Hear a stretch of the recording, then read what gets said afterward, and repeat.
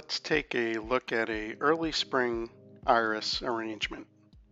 This arrangement is meant to look like a traditional Moribana with Japanese iris.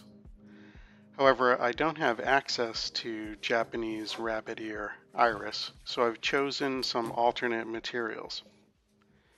This is a very technical arrangement. Not having access to the proper traditional materials makes it a challenge to learn and properly understand how to create the arrangement.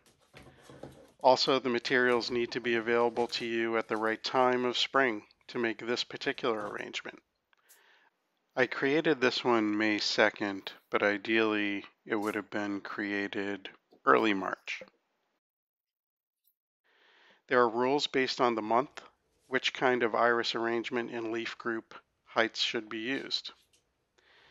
Regardless, I'm compelled to try this just for the sake of trying. If you're not familiar with this form, you probably won't notice the mistakes. That's okay, let's just enjoy Ikebana together. If you are familiar with the form, then enjoy the opportunity to notice some points that evade me to reinforce your own understanding.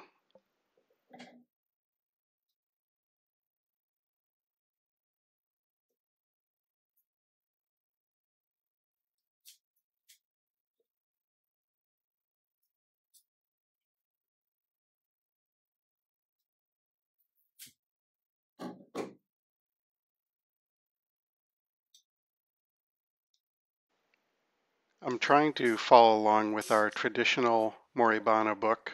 This first clump of material that I'll work on is the shushi, and it will be placed in 3 areas of the 3-ring sheep bowl.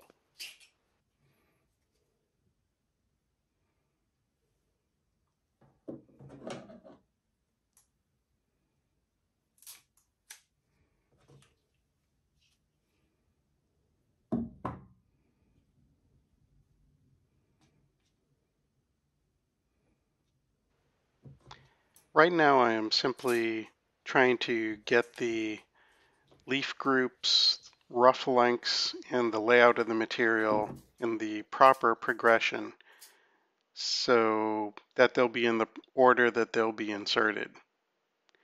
Now there are rules that dictate the length of the material and the direction that the tips of the leaves curve inward, as well as the placement of the material one in front of the other. And last year was the first time I tried this arrangement, and I happened to have this cloth, which had the lines on it.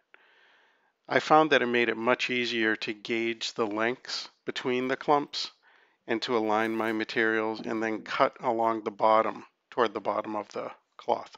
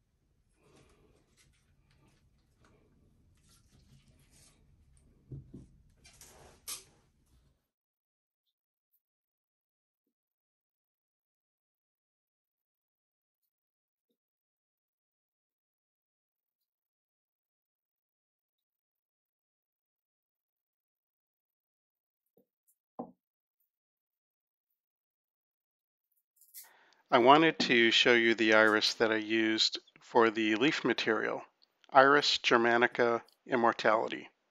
It's a beautiful bearded white iris that blooms in the spring and in the fall. This is the clump that I've started a couple years back and specifically chose it because it looked like it had the proper width leaves to try this arrangement. Some bearded iris are very wide or very thick. So when I tried this last year, I was pretty happy with the way that the leaves looked. They fit well into the sheep bow. So consider trying this variety if you don't have access to rabbit ear iris and want to attempt this form.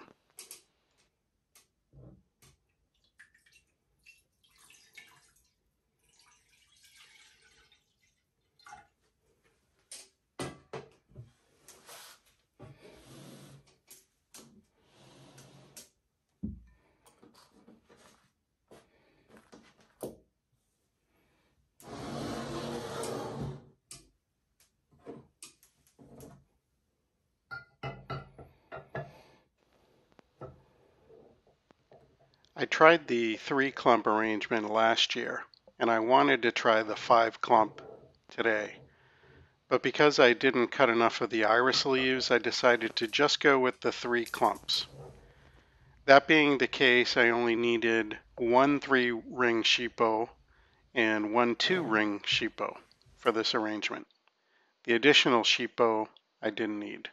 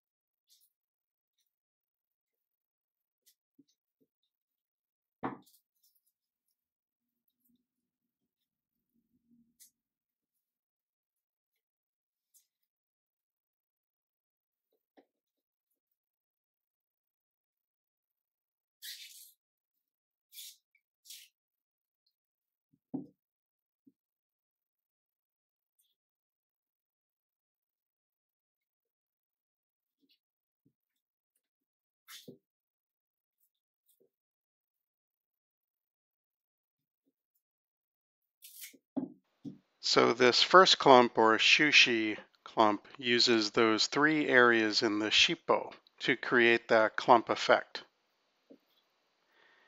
Now I'll cut the leaves for the supporting clump just to the right of the shushi clump.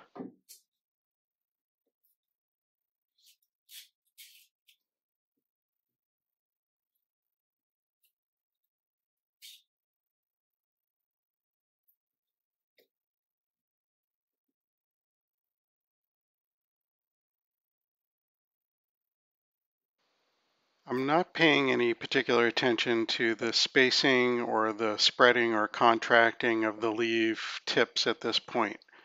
What I'm trying to do is get all my leaves cut and into their groups and into the sheep bow, and then I'll be rearranging the leaves and adding the flowers.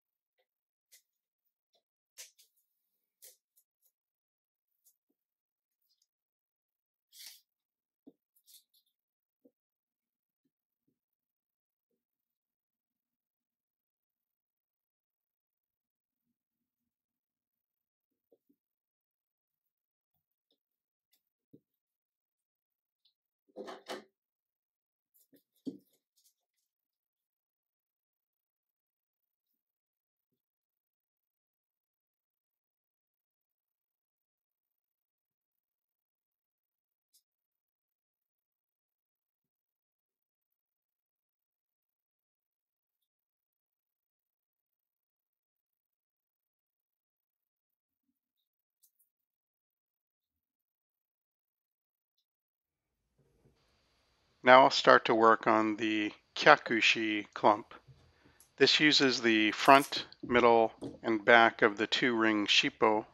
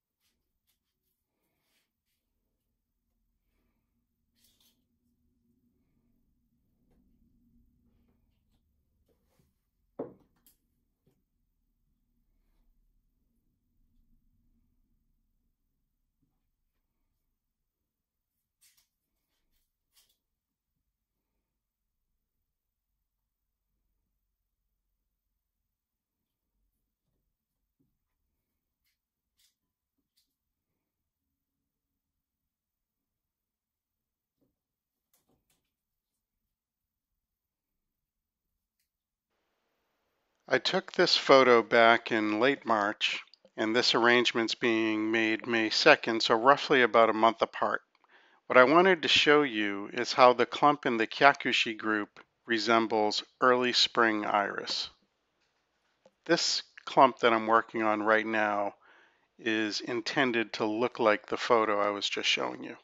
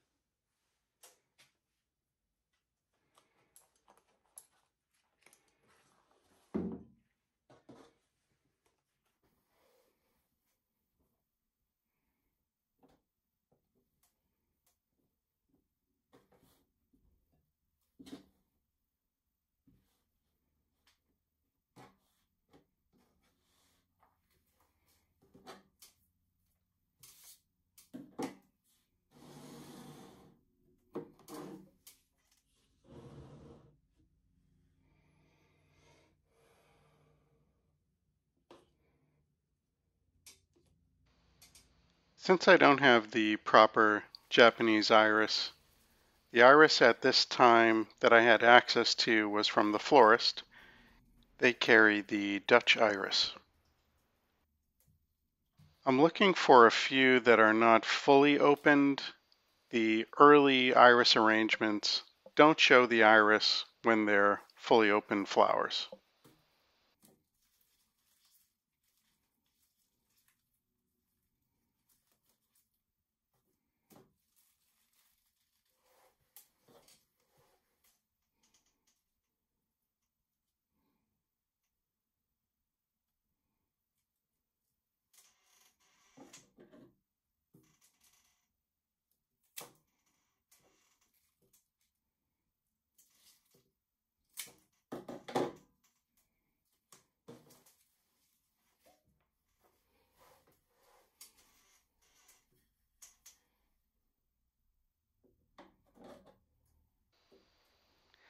There is actually a front and back of the iris, and you can tell by examining the bract on the stem.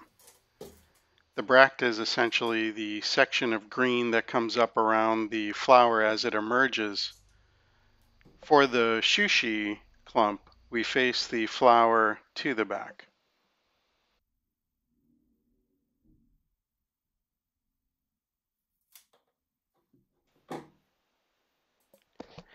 I'm not sure why I didn't realize this, but the shushi flower is supposed to be inserted at the back of the shippo, not in this middle section. I think part of it was trying to rush through the arrangement in a short a period of time as possible. I certainly missed a few points.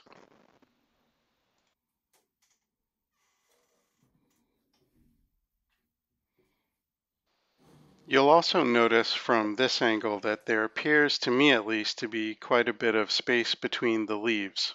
They're not really tightly connected in each of the clumps, and I'm not sure if this is just technique that I'm missing or if the material has something about it that makes it so they don't connect well. Of course, it's easier to blame the material than the technique.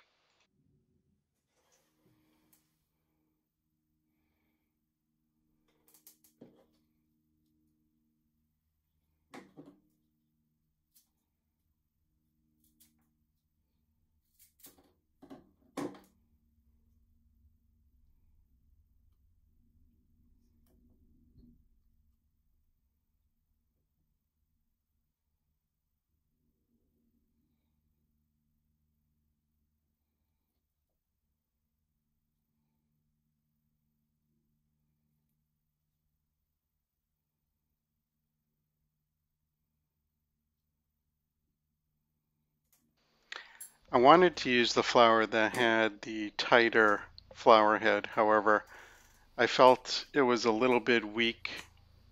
I wasn't sure if it would work well in the arrangement, and it also had a little bit more of a curve, and I was looking for something a little more straight up.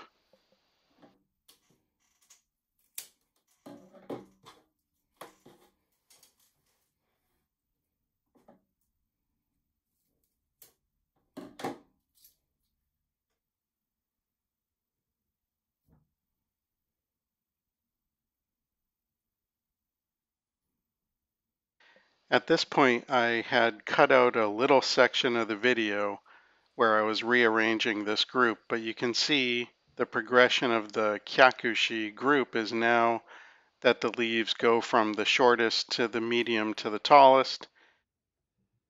What I should have done here is make the front leaf group the tallest and progressively gone smaller toward the back, yet still making them visible from the front.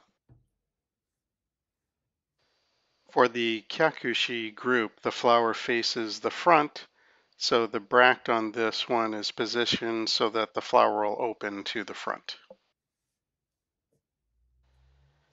Unfortunately, if you look very closely, you can see that I actually positioned this flower backwards so that it actually opens to the back.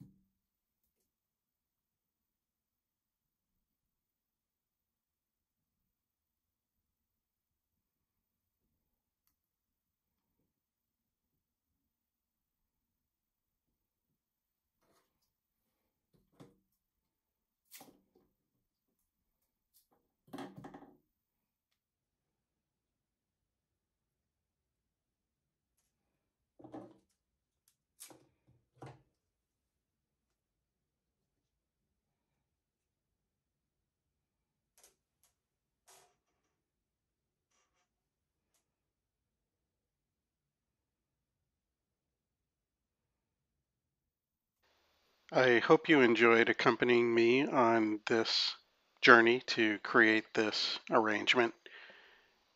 The first time I did it, it probably took me a little over 2 hours. I think I did a much better job, much more accurate, yet still with a number of areas of concern.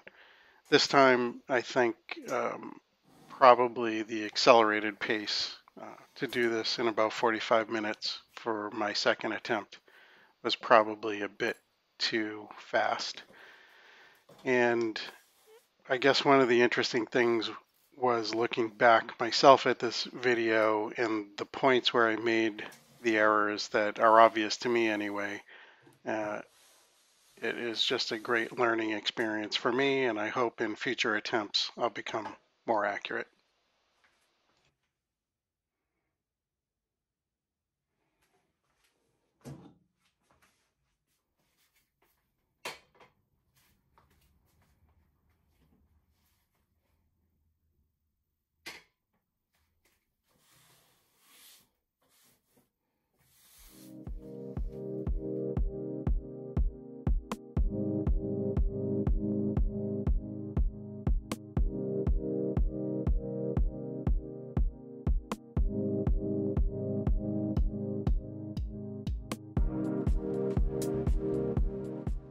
I hope you enjoyed this demonstration. If you value this content and would like to see more, please subscribe to this channel and like this video. Until next time, take care and try Ikebana yourself.